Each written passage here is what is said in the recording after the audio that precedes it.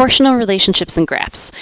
Before we talked about proportional relationships and tables, and we found that we could look for the unit rate of each of the rates in the table to find that constant. And so what we're going to do here is we're going to look at the graphs and figure out how do we see, visually, how do we see that there is a constant relationship in a graph. All right, so first and foremost, we are given a ratio here, and we're told that it is a proportional relationship. Right, so since we're told it's proportional, we can go ahead and do some of the math and figure out those missing pieces. All right, so if I double the amount of candy bars that I sell, I should make $4, or I should sell 4, and then I would make $6. If I triple it, I would sell 6, and I would make 9. If I sell 4 times as many, that means I would sell 8, and I would make $12. Well, let's see what this looks like when we put it onto a graph. First of all, we have to realize that when we make an ordered pair, everything goes in the form of x comma y. That looks a little bit rough. So we're going to fix that to look a little bit nicer. All right, x comma y. There we go. So I'm going to go ahead and I'm going to put my ordered pairs together. So in this case, it's 2 comma 3, 4 comma 6, 6, 9, and 8, 12. Now, we have to think of a graph like a runway. So if you're an airplane, you have to go down the runway before you can go up into the air. Same idea for a graph. You have to go across the graph before you can go up into the air. The other part is we know that this 2 relates to candy bars sold, and that's exactly what our label tells us on the bottom. So for 2 candy bars sold, so 1, 2, I make $3. 1, 2, 3. For 4 candy bars sold, I make $6. So 1, 2, 3, 4, 5, 6. For 6 candy bars, I make $9. And then for 8 candy bars, I make $12.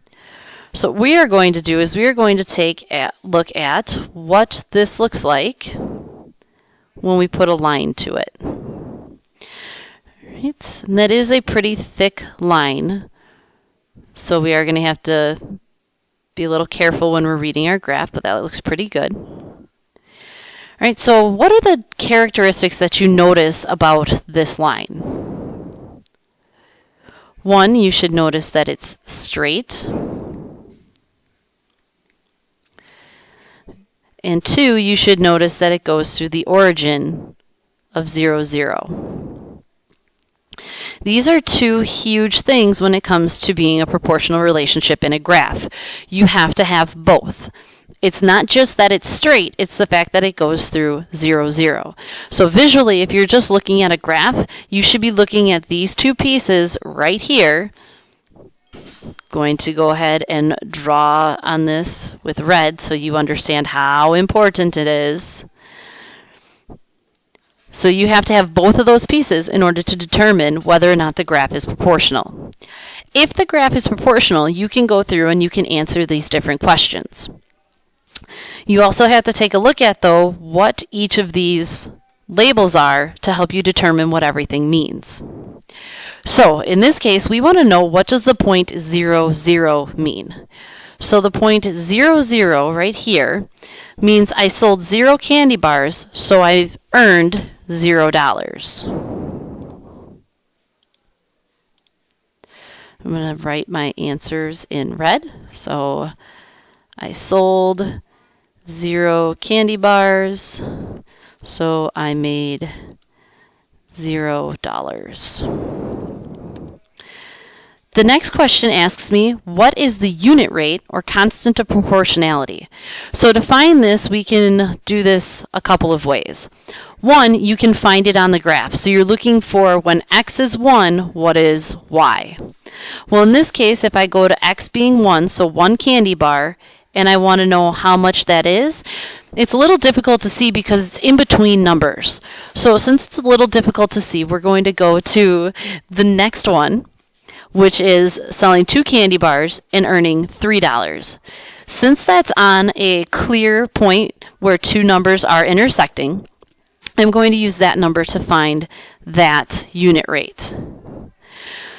So then I just go ahead and I do the math like I did previously, and it's always going to be y over x. So just like when we were finding unit rates inside of the table, we can use the information in the graph to find a unit rate as well. So here we have that $3 for the 2 candy bars is what we got, and I want to know how much it is for 1 candy bar. So I divide both of these by 2, and I end up getting 1.5. So then the unit rate, or the constant of proportionality in this case, as an ordered pair would be 1 and 1.5.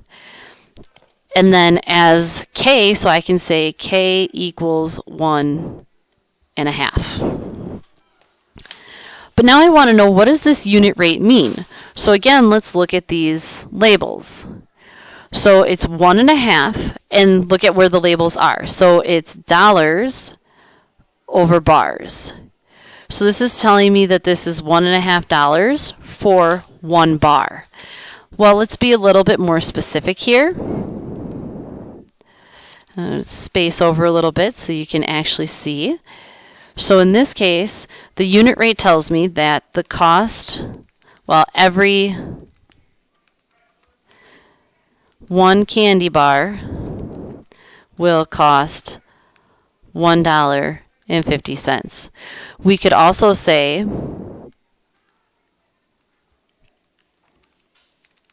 candy bars are $1.50 per 1 bar. Both of these answers would be correct. If you're looking to follow the order of the rate, though, this one would be more correct because of the fact that it's following your y over x. So now I want to know, what does the point 3, 4.5 mean? So again, we just go back to those labels and look at what each number is labeled. So the 3, in this case, is my bars sold, and the 4.5 is money earned.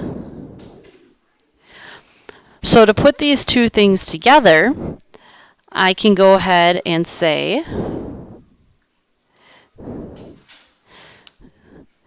get myself spaced out here. There we go, because I know it's easier to read my typing than my handwriting. So 3, 4.5 means that 3 candy bars would cost $4.50. Notice I added the 0 on the end of these when I'm talking about the money. And it's because of the fact that money does go 2 place values after the decimal. It goes to the hundredths place. So we want our answer to be as correct as possible. So we want it to look its best. And to look its best, we need to make sure that it has all of the pieces on it. All right, so again, you want to make sure that you have all of this written down, the questions, the graph, everything. And then if you need a minute, go ahead and pause. And then when you're ready, come on back and we'll go to the next example. All right, so if we take a look at this next example, we are going to, again, plot the points. So this is going to be 2, 3, 4, 5, 8, 9, 12, 12. Okay, so here I have 2, 3, so 1, 2, 1, 2, 3. And then I have 4, 5, so 4, 1, 2, 3, 4, 5. And then 8, 9, so 5, 6, 7, 8. And then 1, 2, 3, 4, 5, 6, 7, 8, 9.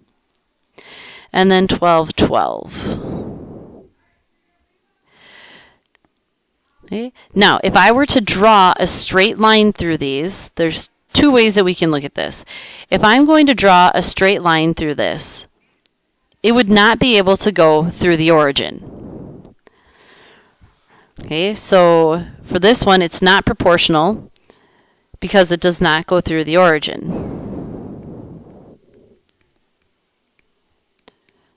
Through 0, 0. Now, if I did make it go through the origin, because I created the graph, if I did make it go through the origin, I wouldn't be able to make it straight. So even though it's ever so slight, do you see how this is starting to curve a little bit? You see the curve kind of in here. So even if it did go through the origin, it would create a curved line. So either way, this is not going to give us a proportional relationship. So we're not going to be able to find a constant rate of change, and we're not going to be able to have a consistent change inside of that graph. We will be able to pull data from it, but not data that is proportional. So when you're making your graphs, always use a straight edge. Like if you're plotting it, always use like a piece of paper or a ruler to make a very straight line and see if that line goes through the origin. You can't try to make it go through the origin and make it straight because you want it to be as accurate as possible.